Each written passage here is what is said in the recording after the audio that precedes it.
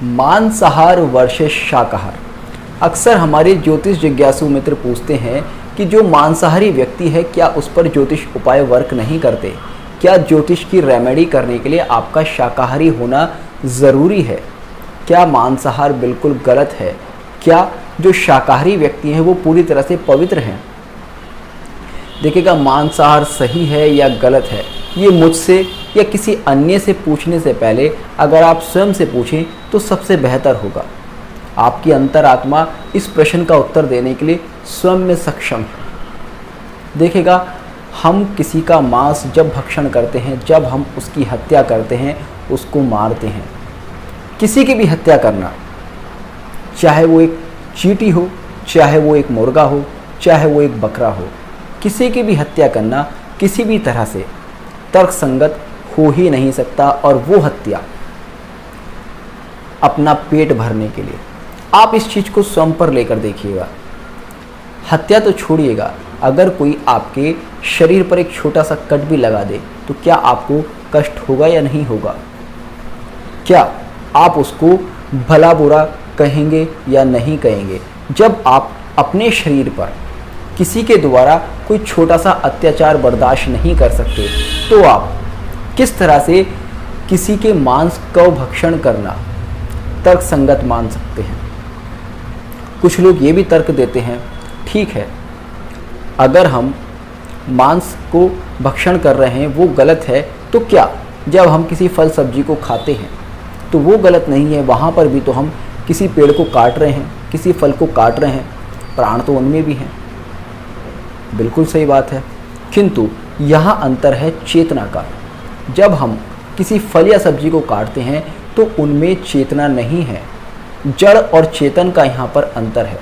फल और सब्जी ये जड़ हैं, जबकि आप किसी चींटी को मारें या किसी मुर्गे को मारें या किसी बकरे को मारें, वो सब चेतन प्राणी हैं, उनके अंदर अनुभूति है। अब ऐसा तो है नहीं ना कि आप किसी समस्या में हो तो आप अपने बच्चे को ना बचाकर आप किसी फल और सब्जी को बचाते हैं। ऐसा तो है नहीं कभी आपको किसी फल और सब्जी ने आवाज़ दी हो, आपने किसी फल और सब्जी के दुख को महसूस किया हो। जब आप किसी जीव को काटते हैं तो वो कितना चिल्लाता है, आप उसकी अंतरात्मा के उस कष्ट को महसूस कर सकते हैं। वो कष्ट वही आपको बताता है कि यहाँ पर आप गलत कर रहे हैं। अब बात रही ज्योतिष उपाय की कि मांसाहार करने वाले ज्योतिष उपाय कर सकते हैं या नहीं कर सकते।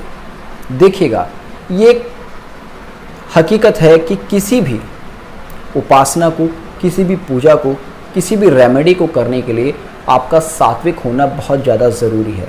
जब आप सात्विक मन से किसी कार्य को करते हैं तो उसकी स्ट्रेंथ बहुत ज़्यादा बढ़ जाती है, तो वो आपको बहुत ही अच्छा फल देती है। लेकिन ऐसा कोई निषेध नहीं है कि कोई मांसाहारी व्यक्ति किसी ज्योतिष उपाय को नहीं कर सकता और उस पर वो फल नहीं देगा।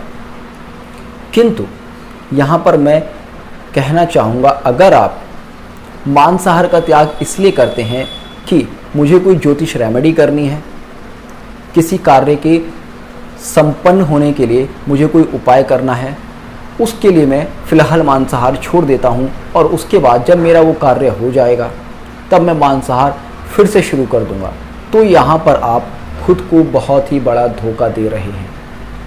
आप प्रकृति को धोखा दे रहे हैं और प्रकृति को और खुद को कोई भी धोखा देकर कभी भी सुखी नहीं हो सकता। अगर आप मांसाहार इसलिए छोड़ते हैं कि ये गलत है तो निश्चित तौर पर ये आपके जीवन में सुख और उमंग लाएगा। किंतु अगर आप मांसाहार इसलिए छोड़ते हैं कि मुझे कोई ज्योतिष उपाय करना है, कोई रेमेडी करनी है और इसको करने के बाद मैं वापस से मांस और मदिरा का सेवन शुरू कर दूंगा, तो ये बिल्कुल गलत है। आपको इस भावना का त्याग करना ही होगा, क्योंकि अगर आप इस भावना के साथ करते हैं एक बार तो आप कर सकते हैं, मगर दूसरी बार आपके ऊपर ज्योतिष उपाय, कोई रेमेडी, कोई पूजा पाठ वर्क नहीं करेंगी। क्योंकि ज्योतिष उपाय हो या पूजा पाठ हो, वो किसी साधन से ज़्यादा आपकी भावनाओं पर, आपकी शुद्धता पर निर्भर करते हैं। उनकी सफलता आपके विचारों पर निर्भर करती है। आप सात्विक विचारों के साथ ईश्वर की शरण में जाइएगा, आपके सारे कार्य वैसे ही बनते जाएंगे। अब जो पूरी तरह से शाकाहारी हैं वो क्या पूरी तरह से पवित्र हैं? जी नहीं।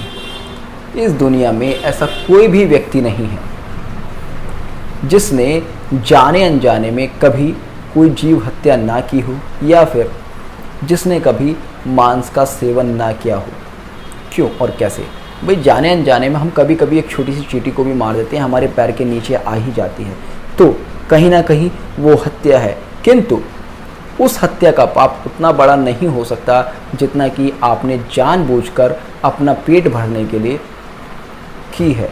आपसे जाने अनजाने में कोई चींटी मर गई, ठीक है, आपने गलती तो की है, मगर वहाँ पर आपकी भावना शुद्ध थी। तो केवल यहाँ पर एक भावना का अंतर है। और ऐसा भी कोई व्यक्ति नहीं होगा जिसने जाने अनजाने कभी मांस का भक्षण ना किया हो।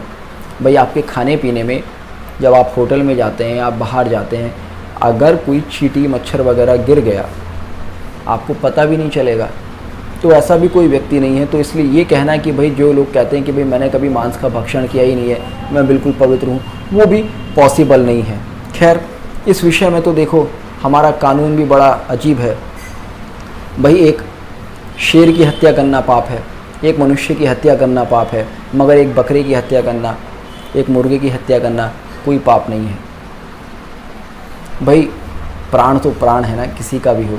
हालांकि ये समाज है, यहाँ पर इतने सख्त कानूनों के साथ नहीं रहा जा सकता, फिर भी शाकाहार उत्तम व्रत है।